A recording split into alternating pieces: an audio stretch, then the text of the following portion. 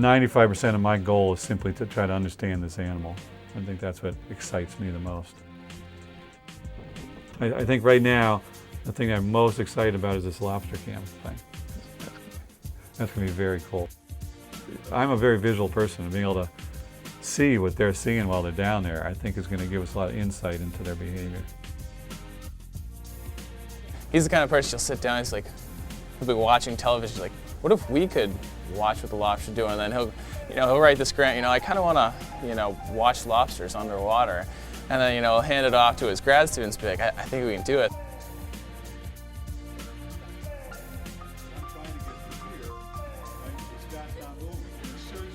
And I like to teach because when I lecture, it allows me to tell a story. Every day I can tell a story, and I think some of the kids appreciate the story, and you can see it in their eyes that they're getting something. He has a kind of a passion for teaching. He likes to get up there and show the students what he thinks is cool, and we can feed off him too.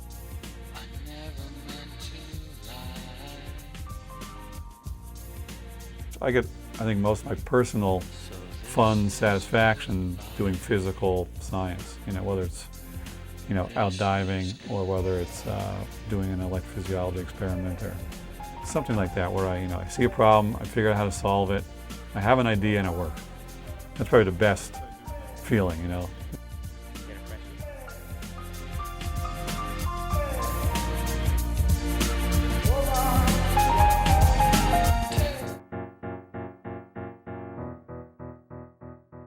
I began working on lobsters actually as a part of a student project. They were interested in, what would happen if there was a big hurricane and all of a sudden the Great Bay Estuary filled with fresh water and the salinity dropped, and would the lobsters be able to survive? As we started doing these projects, I realized, to my surprise, that we don't know as much about lobsters as I figured we did.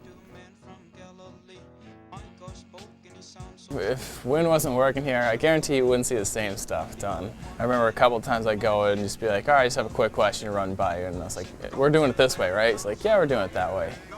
But he's like, we could do it this way. Well, I think creativity is like being an artist, being good at math, being good at languages. I think everybody's born with certain skills. Ideas has never been a problem for me. I've had too many ideas.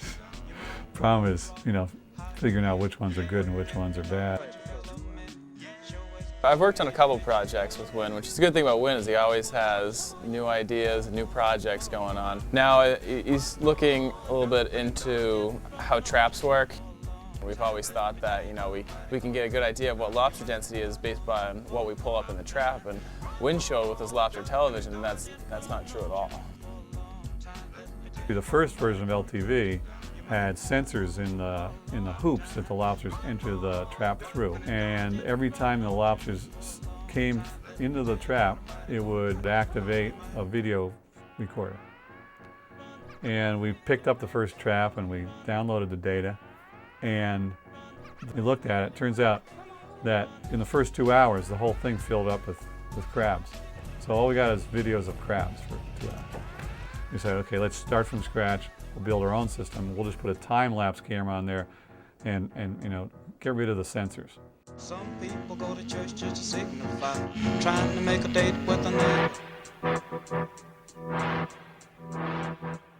It's nice when you can help out the industry, help out in the management, help out make it a sustainable industry in some way, help out the lobstermen in some way.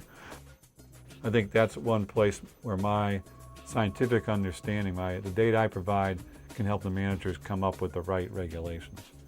We want to get it out to who needs to know it, the scientists and the managers, but it's also, obviously most of these grants are done off, tax dollars and stuff like that. You want to get out to the public, and get them incorporated and get the fishermen incorporated. Right now I think we have a very poor understanding of the number of lobsters that are out there. We may figure out the population is starting to decline too late. I think Wynn's just one of those scientists who wants to, give the right information to these managers so that hopefully we can make the right management decisions and, still be eating lobsters many years down the road.